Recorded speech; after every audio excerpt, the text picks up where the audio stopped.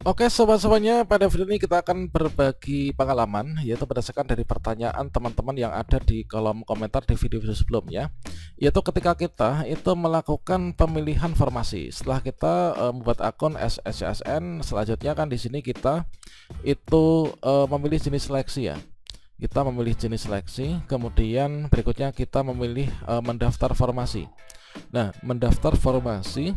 Nah, di sini ketika kita itu terjadi perubahan nama, misalkan perubahan nama perguruan tinggi, perubahan nama dari prodi, program studi yang dulunya adalah namanya apa, sekarang apa, itu tentunya nggak sesuai antara ijazah yang kita miliki, prodi di ijazah dengan prodi yang muncul di sistem SSCSN yang dipersyaratkan oleh instansi yang akan kita daftar. Itu kira-kira bagaimanakah solusinya? Oke, misalkan saja di sini saya akan mendaftar formasi di salah satu instansi. Ya, mana di sini ada beberapa formasi yang di sini mempersyaratkan yaitu kualifikasi pendidikan untuk yang administrasi misalkan. Nah, di sini misalkan saja ini saya ingin mendaftar sebagai analis sumber daya manusia aparatur ahli pertama, yaitu Dinas Pariwisata, Pemuda dan juga Olahraga misalkan. Nah, di sini yang dipersyaratkan ijazah atau kualifikasi pendidikan yang bisa mendaftar untuk formasi ini diantaranya adalah administrasi negara, kemudian ada S1 administrasi publik, kemudian S1 kebijakan pemerintahan, ada S1 ilmu pemerintahan. Nah, di sini ketika saya itu mendaftar, ini adalah sebenarnya ijazah yang saya miliki, ini adalah administrasi negara di prodinya ya. Selanjutnya ketika kita itu mendaftar formasi di SSCASN, ternyata untuk yang administrasi negara ini sudah nggak ada. Dan contohnya adalah yang di sini. Nah, di sini kan untuk prodi saya, ini kan saya sudah lulus ya. Saya sudah lulus menyelesaikan studi dan memenuhi syarat sebagai pendidikan strata 1 S1. Untuk program studinya itu ilmu administrasi negara.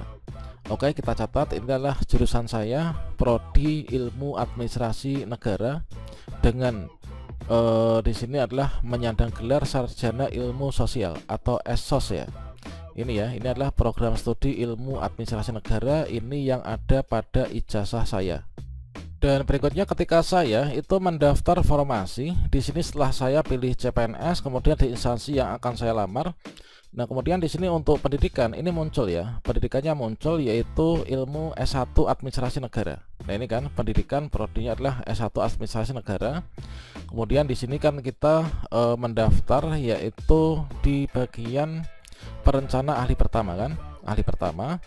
Dikarenakan apa? Dikarenakan untuk S1 administrasi negara sesuai dengan ijazah saya, ini bisa untuk mendaftar di jabatan ini. Lokasi formasi, kemudian ujian di sini kita pilih, IPK kita masukkan, nomor ijazah kita masukkan, tahun lulus kita masukkan, kemudian kita gelar negeri, tanggal ijazah masukkan, nama perguruan tinggi kita masukkan, nama perguruan tinggi sesuai ijazah kita masukkan. Nah, kemudian untuk prodinya ternyata di sini untuk S1 administrasi negara itu nggak ada. Nah, di sini kan kita sebenarnya ada opsi nih untuk prodi. Jika tidak ditemukan program studi maka bisa memilih lain-lain. Nah, ini tentunya nanti akan berdampak ya. Kita khawatirnya itu nanti berdampak pada kelulusan seleksi administrasi. Nah, di sini kita coba cari ya S1 administrasi negara. Di sini pasti nggak ada. Kita klik.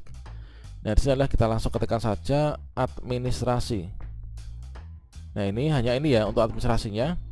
Di sini hanya ada D3 administrasi perkantoran, S1 administrasi bisnis, S1 administrasi publik, S2 administrasi negara, S2 administrasi pendidikan dan juga S2 administrasi publik. Nah, yang saya miliki ijazahnya itu adalah S1 administrasi negara. Tapi di sini yang administrasi negara itu adanya itu hanya S2. Kalau misalkan saya pilih S2, otomatis di sini nanti ya nanti nggak sesuai ya. Nah, bisa berujung nggak lulus seleksi administrasi. Nah, ini kalau misalkan saya pilih yang S1 administrasi, di sini misalkan kita pilih yaitu coba kita cari S1-nya ini yang ada apa nih. Nah, S1-nya itu administrasi, hanya ada S1 administrasi bisnis dan juga S1 administrasi publik. Nah, kira-kira bagaimanakah solusinya yang seperti ini? Nah, di sini kalau misalkan teman-teman mengalami kendala seperti ini, maka silakan dicermati untuk tata peraturan dan juga mekanisme dalam pengumuman pengadaan CPNS 2024 di instansinya masing-masing. Tentunya untuk hal ini sudah dimitigasi ya sejak sekarang. Nah, misalkan nama ijazah, prodi di ijazah dan juga prodi yang muncul atau mungkin juga prodi di kampus kita sekarang berubah nama, itu solusinya tentunya kita mengacu pada instansi masing-masing. Dikarenakan nanti yang memverifikasi ya instansi kita masing-masing kan. Dan kalau misalkan kita cek yaitu ketentuan yang ada pada salah satu instansi yang rencananya nanti akan saya tuju untuk lakukan pendaftaran CPNS, di sini kebijakannya itu adalah seperti ini. Jadi di sini untuk ijazah yang di-upload dipersyaratkan adalah ijazah asli ya, bukan SKL, sesuai dengan kualifikasi. Nah, terkait tentang hal itu di sini dijelaskan pada poin D, yaitu di bagian ketiga, yaitu jika terjadi perubahan nomenklatur program studi dan atau penamaan program studi yang berbeda dengan kualifikasi pendidikan pada persyaratan pendaftaran, maka wajib menyertakan surat keterangan yang ditandatangani oleh dekan atau wakil dekan. Nah, ini adalah bagi teman-teman yang mengalami kendala sama dengan saya, ini bisa dicoba ini ya. Jadi di sini kan misalkan ijazah ya, nanti ijazah saya itu S1 Administrasi Negara. Sedangkan yang muncul prodi di SSYSN yang dipersyaratkan instansi itulah S1 publik misalkan, yang munculnya di situ publik. Artinya kan nggak sinkron ya antara negara dan publik. Di sini penyebabnya dikarenakan terjadi perubahan nomenklatur ataupun juga nama yang ada di perguruan tinggi kita. Maka solusinya teman-teman silahkan yaitu melampiri di ijazah ya. Di ijazah, scan ijazah nanti dilampiri halaman keduanya, yaitu surat keterangan yang ditandatangani oleh dekan atau wakil dekan terkait tentang perubahan nomenklatur tersebut. Nah, ini saya sudah memiliki contohnya kira-kira seperti ini. Jadi ketika saya menghubungi dekan yang ada di kampus saya terdahulu, itu adalah ada surat keterangan keputusan dari Mendikbudristek ya, tertanggal 12 Mei 2020 seperti ini.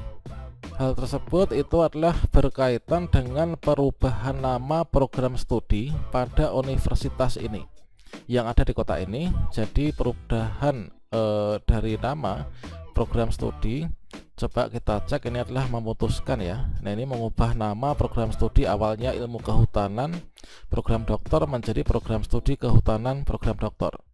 Nah, ini kemudian di sini ilmu administrasi negara program magister menjadi program studi administrasi publik untuk program magister.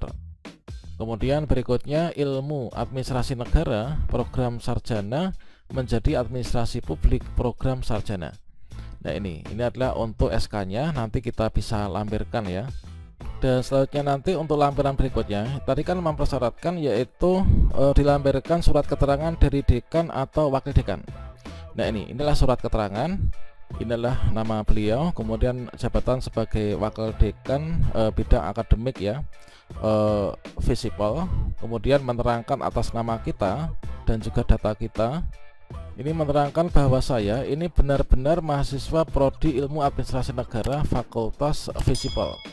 Nah, ini dengan nomor sekian dan selanjutnya keputusan ke-1 huruf F, maka program studi ilmu administrasi negara itu telah berubah menjadi program studi administrasi publik. Ini adalah dari wakil dekan. Jadi inilah nanti yang akan kita upload, sehingga terkait tentang permasalahan perubahan nomenklatur yang dipersyaratkan dengan yang sekarang berubah dengan ijazah itu administrasi negara, sekarang ternyata yang ditemukan di SSYSN itulah administrasi publik, berarti kita pilih yang administrasi publik. Dengan demikian, meskipun di sini pendidikan saya adalah S1 administrasi negara, maka untuk prodi di sini karena yang muncul itu adalah administrasi publik, berarti S1 administrasi publik ya. Nah, ini bukan S2 administrasi negara, tapi pilih di sini. Ini nanti sudah aman. Nah, nanti untuk ijazahnya kita lampiri surat keterangan dari dekan tadi. Mungkin itu semoga bisa menjawab dan bermanfaat. Mungkin kalau teman-teman belum puas bisa berkoordinasi dengan BKPSDM atau mungkin juga pejabat di bagian helpdesk di instansinya masing-masing ya. Demikian, wassalamualaikum warahmatullahi wabarakatuh.